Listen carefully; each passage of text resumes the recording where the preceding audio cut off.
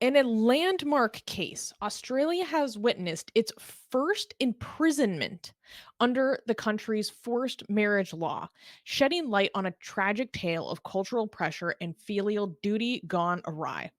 Sakina Muhammad Jan, a Hazara refugee from Afghanistan, was sentenced to 3 years in prison for coercing her 21-year-old daughter, Ruqia Haidari, into a marriage that ultimately led to her murder. The case unfolded when Haidari was forced to marry Mohammad Ali Halimi in 2019, only to be killed with him only 6 weeks later. Judge Fran Dalziel, presiding over the case, highlighted the conflicting desires of the mother and daughter, stating, quote, she wanted to pursue study, and get a job, referring to Hadari's aspirations that were cut short. The court heard how John, driven by social pressure and desire to restore her family's reputation after Hadari's previous divorce, arranged the marriage despite her daughter's wishes. This case has brought to the forefront the complex interplay of cultural norms, parental authority, and individual rights in Australia's multicultural society, while also exposing the potentially deadly consequences of forced marriages. So, okay, I did a lot of looking into the background and story of this case. So, I'm going to kind of unload as much background information as I can recall. And then, Armin, I want you to help explain to the audience. I want you to go mufti Armin and say, because there's lots of people that say that this is not Islamic. And so I want you to go mufti Armin and explain to people what about this is and is not Islamic, because I think that's important to understand. So let's go into the background. So there was this family, and this family was Hazara refugees from Afghanistan. Now, the Hazaras are an ethnic and also religious minority within Afghanistan, mostly Shia, and they are legitimately heavily persecuted in Afghanistan. And so this family fled to Australia. Now, I am not exactly sure when. It's not entirely clear to me when they immigrated to Australia. This family included the mother, who was the one who's being sent to prison, as well as a number of other children and daughters. The victim, Sakina, is the youngest child, and her father was murdered by the Taliban when she was only like 1 month old. So they immigrated to Australia with just the mother. And again, the timeline isn't entirely clear to me, but what we do know is that Sakina was actually a survivor of child marriage. Sakina, at some point, had been married when she was 15 years old in a religious ceremony. So, what happens is a lot of people will essentially do the religious ceremony, the spiritual ceremony of their marriage, and then they never got it registered with the government. So, this is all happening under the radar, right? Because that's not allowed. That's not allowed. But as a matter of reality, she was a child bride. Sakina was married when she was 15 years old. She got divorced when she was 20 years old. And when she was so no, so now she's an adult, and she has already in her life survived a child marriage. Well, the details of why she got divorced are not clear, and frankly, it's not relevant. But because Sakina was divorced, this was seen as a great dishonor upon the family. And in their tight-knit community, and I can't remember exactly what region they're in. I think they were in a town in, Victoria in Australia. I can't remember off the top of my head. But this town has a tight-knit predominant Hazara community, and her divorce was seen as dishonorable in the community or by her mother. And Hasina, having already survived a child marriage, an illegal child marriage in her short life, is telling everyone, "I don't wanna get married. I wanna go to school. I wanna go marry someone for love." And through multiple stages over the course of months, She was coerced and forced into a forced marriage. Now, people need to understand that forced marriage, according to the Australian authorities, is the most common slavery like offense, is the term that the authorities used. The most common slavery like offense in Australia, with over 500 cases being reported since 2018. And there are currently, I think, at least 14 to 20 cases being prosecuted right now. And the sentencing is coming down for many of these other cases, but this is the first. And to the point that this girl, Sakina, she went to the authorities and told the authorities, or in a social worker that brought her in contact with police, that she was being forced into a marriage. And they offered her various services and she refused, because people need to understand that it's an extremely it's so tough. Like, whatever choice you choose, it's gonna be a really dangerous situation for you, basically. If you try to use the police to moderate your relationship and conversations with your family, that's going to bring a sense of dishonor upon the family. So, like, that's not a good option. If you try to straight up run away from your family and go into protective custody, that's not always a good option, because there was a case that we have talked about that also happened in Australia, where there was a girl who was trying to run away from her family because she wanted to go date her like white Australian boyfriend, and they tracked her down and kidnapped her over it. I think they might have murdered her, I can't remember. But they at the very least tried to literally kidnap her in a parking lot of like a grocery store in public. It was a huge case that we've talked about before. Australians in the chat, please correct me if I'm wrong about the details about if she died or not. I think she survived, actually. Anyways, so that goes to show that just straight up running away is not always a good option either. Not to mention the fact that you have to leave behind like everything you've ever known, right? So at some point, the authorities got involved, but then like no further action was really taken. This girl ended up being forced into a marriage. She had one nikah, like one marriage ceremony, which is essentially a contract signing. There was a bride price paid of about $14,000. And then she was saying, I don't want to do this. I don't want to do this. Please, can we like just make this not happen before we have a second nikah? She was not abided by. Her mother told her, "No, I'm your mother. You are not my mother. I'm making this decision for you. You're doing this." Second nikah happened. Okay, so then she enters into this marriage with this man, Mohammad Ali Halimi. And things are already off to a bad start. He is complaining that she will not cook, she will not clean for him, that she will not have sex with him, she's refusing sex with him. And within less than 6 weeks, less than 2 months, this man, the day before he murdered her, he sent a video to her family complaining about how she's being disobedient. And then the next day, brutally murders her. And honestly, I don't want to talk about the details of how that happened because, to honor her memory. But it was horrific. That man is now serving life in prison for that murder that occurred in 2019. And now her mother is the first person in Australia to be sentenced and sent to jail for participating in this forced marriage. And the prosecutors are saying, we are doing this to send a message. And I really liked that they were being clear about that. They came out and said, we are doing this as a deterrence.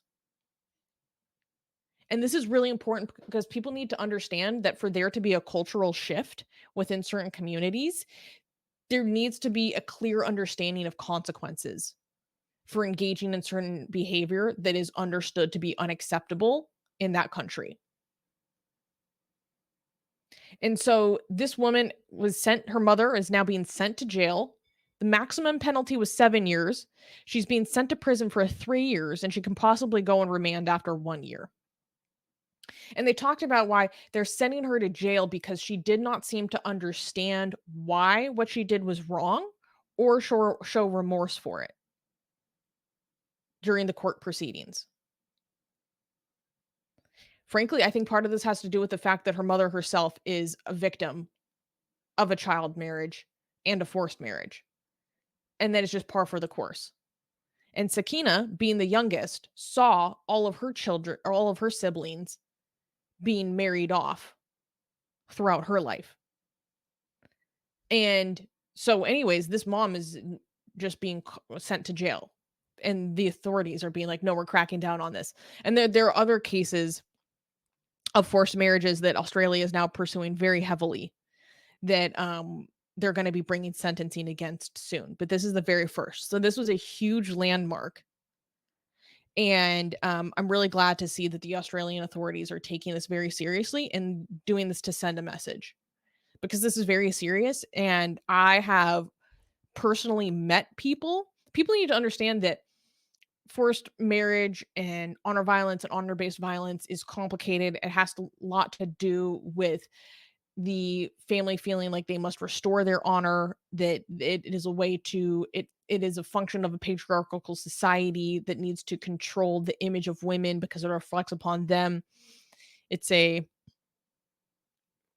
inheritance, I guess, for lack of a better term, of tribal society, of group identity that supersedes the collective group identity supersedes the individual rights of particularly females, and violence and coercion is used to keep them in check and in line.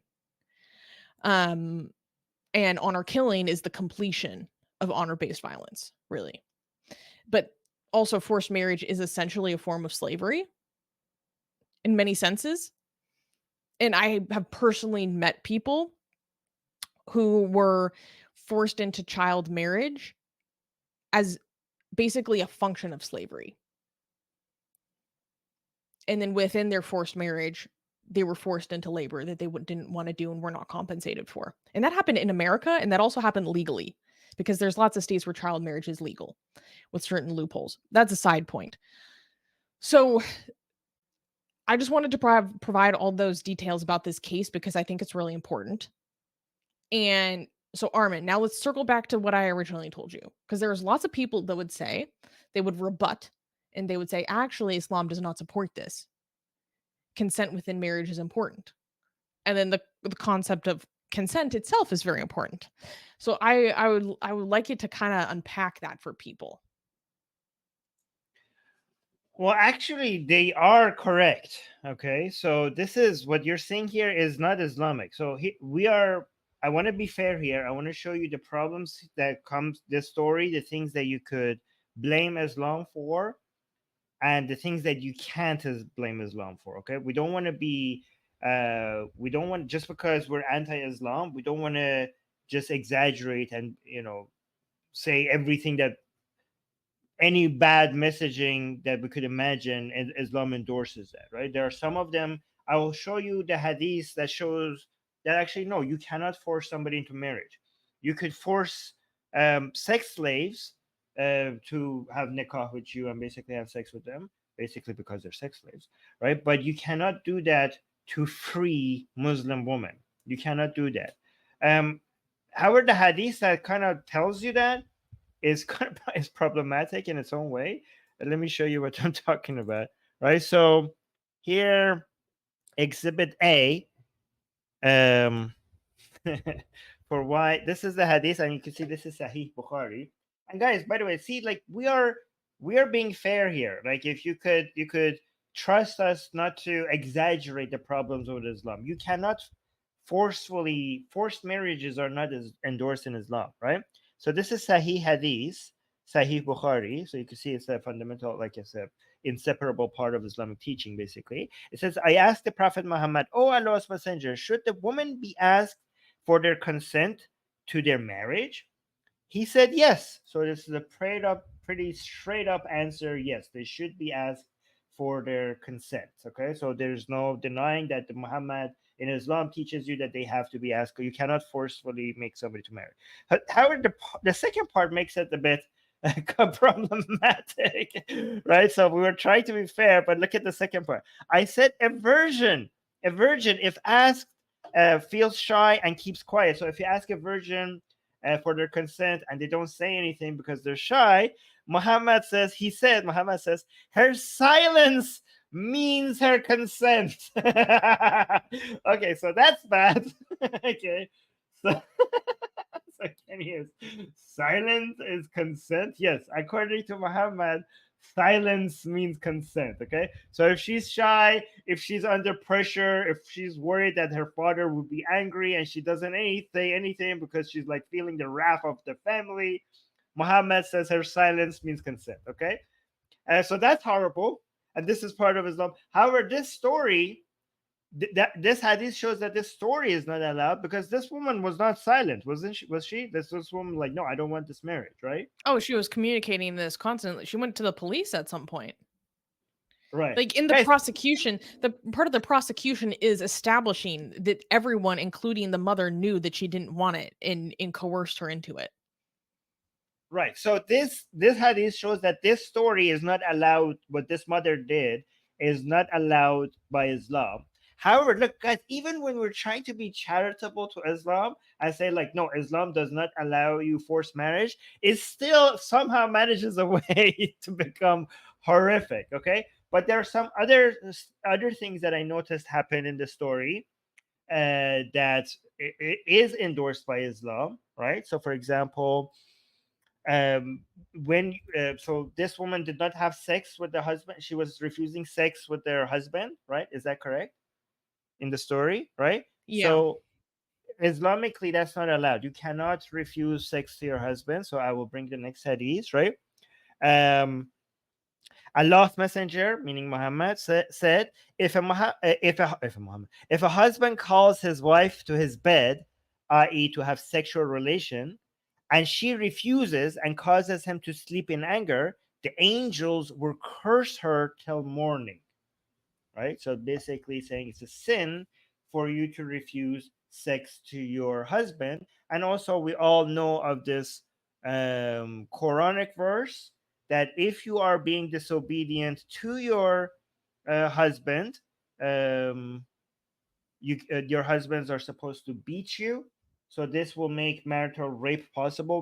Basically, the women are taught that they're not supposed to refuse sex to their husbands, and their husbands are told that if they fear rebellion from their wives, they're supposed to. I mean, they're supposed to try some other ways at first, but if it doesn't work, they're supposed to beat them.